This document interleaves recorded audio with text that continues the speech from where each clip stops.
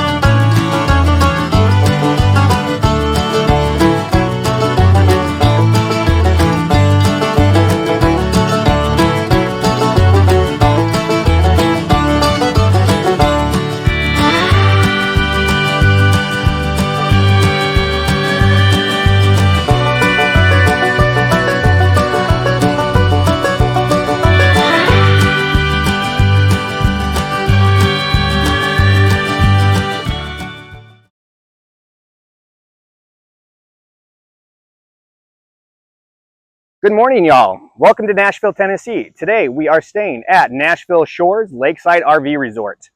A great place, really cool location. About 10 minutes from downtown Nashville. Huge area. I was reading they have about 100 sites. There are cabins that are available for rent. There's tent camping available. Backs up right on the lake. You're able to camp right on the lake.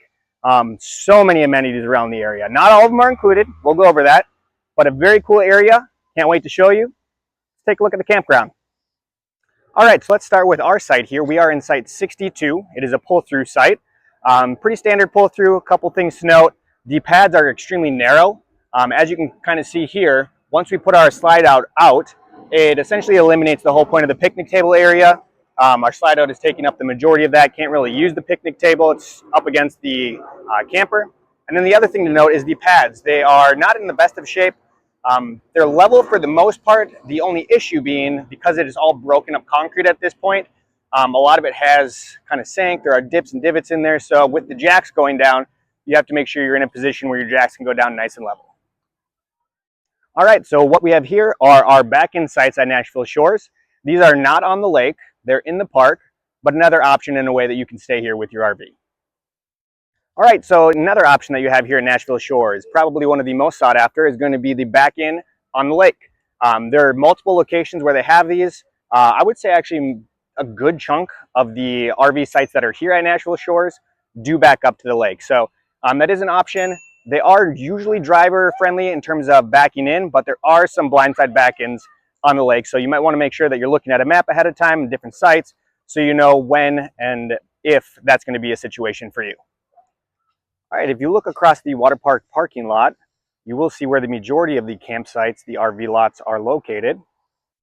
However, if you look behind me here across the parking lot, there are additional sites. The camp is kind of spread out all over the place. There are over 100 RV lots available here. There's tent camping sites available. There are cabins available as well. The entire property spans over 300, I think almost 350 acres.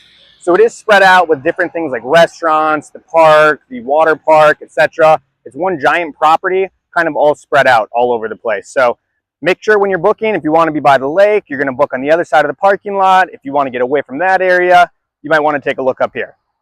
All right, so what you see behind me here are the hillside cabins that are available for rent here at Nashville Shores. There are 8 of them available up here on the hillside. There are also 24 that are available to rent on the lake. They are a bit away from all of the amenities. I'm not going to walk down there. It's quite a hike. However, if you do want to be on a lake and rent a cabin, great option for you here at Nashville Shores. So as you can see, one of the benefits of staying here at Nashville Shores is the proximity to all of the amenities. So right next door, you have a water park. There are 10 water slides, lazy river, several pools. There's a wave pool, also beach access. It's within walking distance. Not included in the nightly fee to stay at the park. However, you do get a discount on water park tickets. The nice thing about the water park being so close is that you can exit during the day, come back to your RV, have a little lunch, head back inside without it being an inconvenience or having to pay the park fees to purchase food inside.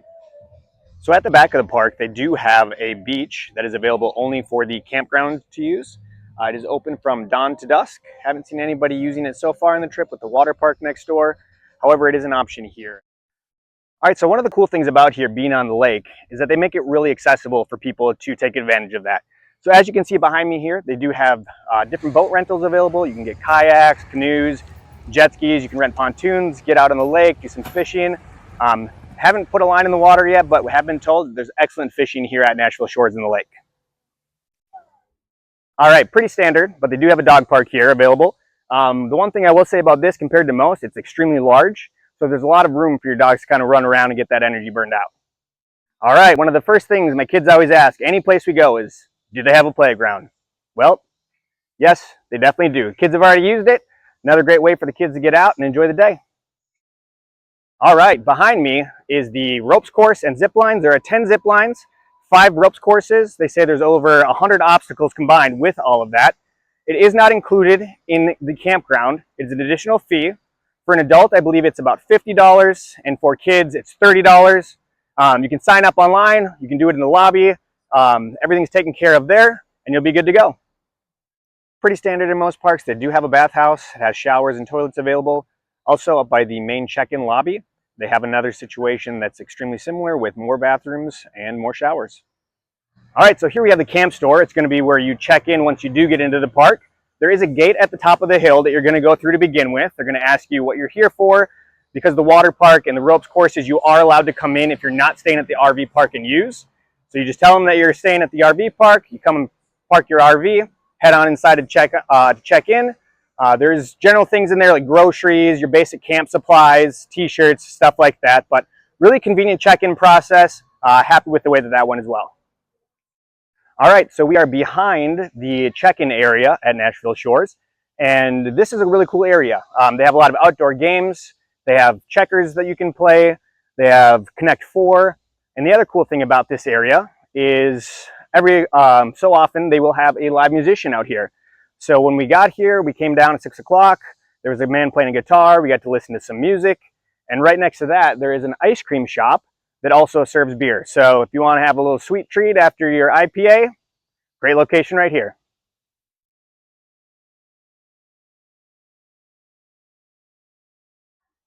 All right, folks, well, there you have it. That is Nashville Shores Lakeside RV Resort. Now we're going to quickly do our little judging system here, give it a grade.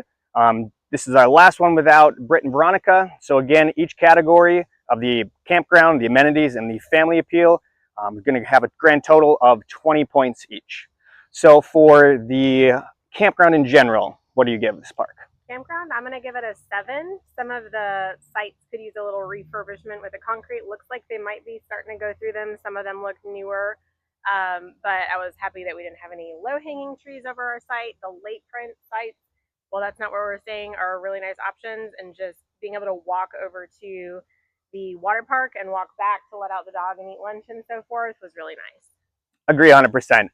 The campsite is very narrow, so it kind of does eliminate again, the use of the pad and the picnic table. The pads are in need of repair.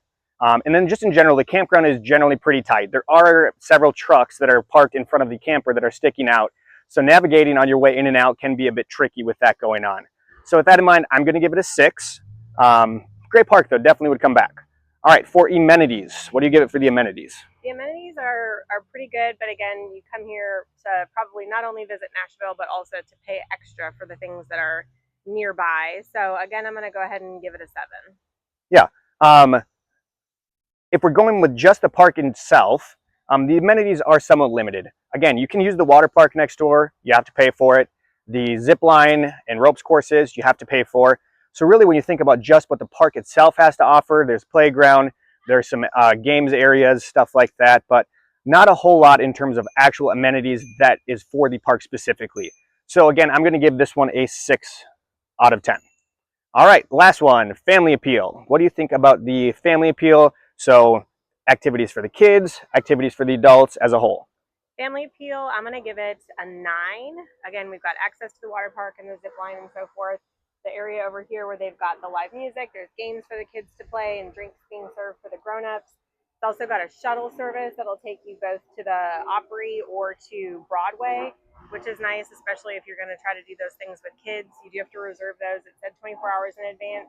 And the availability was a little bit limited compared to other places that we've stayed in Nashville in terms of the timing of it, but still a good option for families. Agreed. There's a lot to do around here. It is quick. The shuttle service that they do have to get you down to Nashville to be able to enjoy the city, all really cool. Definitely a lot to do. We were here for 3 days. Never felt like we were lacking for things to do within the 3 days. So I'm also going to give it a 9. So out of a grand total of 60, I believe we are at 44 out of 60. So a great park, definitely a place that we will come back to. Highly recommend you come check this one out as well. This was not really a planned trip for us, but glad we ended up being here. This fall, we are coming back. And we're actually going to try the KOA on the other end of town. So make sure that you tune in for that one, and we'll see how that one is as well. But do appreciate all the support here. Don't forget to like, subscribe, follow, share, all of that jazz. And remember, life's always better with a great campfire and great company. And we'll see you at the next campsite. Take care, y'all.